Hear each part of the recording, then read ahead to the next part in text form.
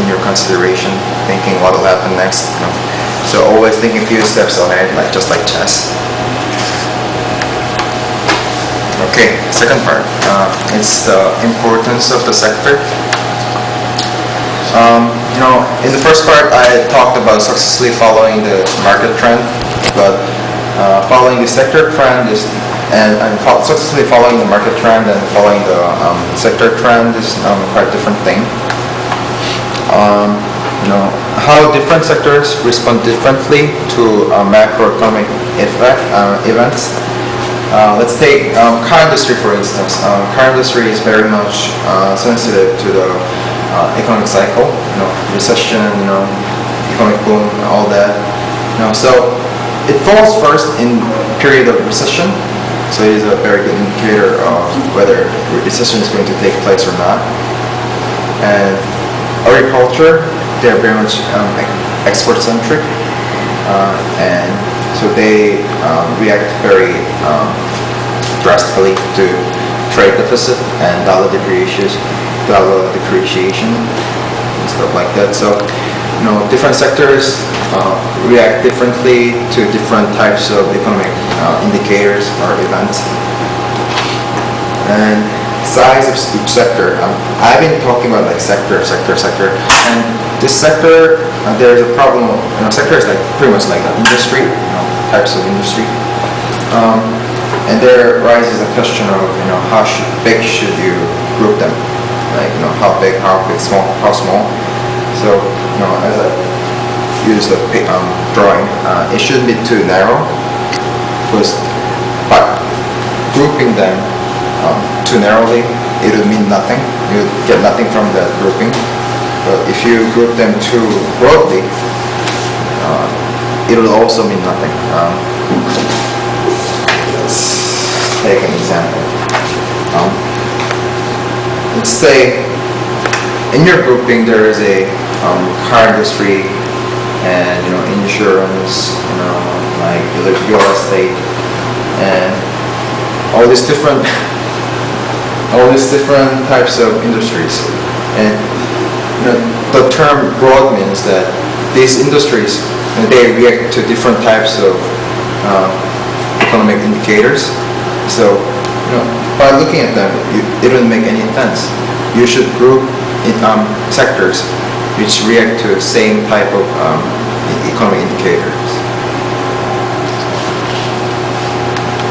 And making predictions on sector, whether it's going to be good or bad. And these are the number of criteria, just few of them, which would show us what will happen. Who is a client of that firm of the sector?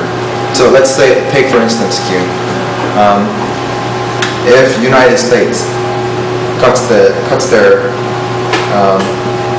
national defense budget, which sector would be adversely affected? Weapon industry, right? Aerodynamics industries. Their profit will plummet downward. So these types of things, when you see these economic indicators, events, by knowing these types of questions, you would make a pretty smart assumptions on what will happen. And last part, 10 rules in protecting your investment. First, 6 of them is on effective trading. It's about reducing your loss and fully exploiting stock order function, maximizing your profit, protecting your finance cash, your profit, and no scale trading, and don't overdo your trading. First, reduce your loss. I have drawn the graph before, last. So normally, normal investors investing tendency would look something like this, as I explained before. When your profit reaches like 10%, maybe a little more, you become scared. Whether if if it goes downward, should I stop here, all this. So their profit is very much limited. On the other hand, when your stock price starts going down, you get this false hope, you feel that if you wait a few days, it might, rise back up again. So it goes all the way down to zero. So this book says that reduce your loss. So throw away all your false hope and fear. And so limit how much you're gonna sustain. Limit damages how much you're gonna sustain, like 10%. And you should very much use this stop order in order to minimize your loss.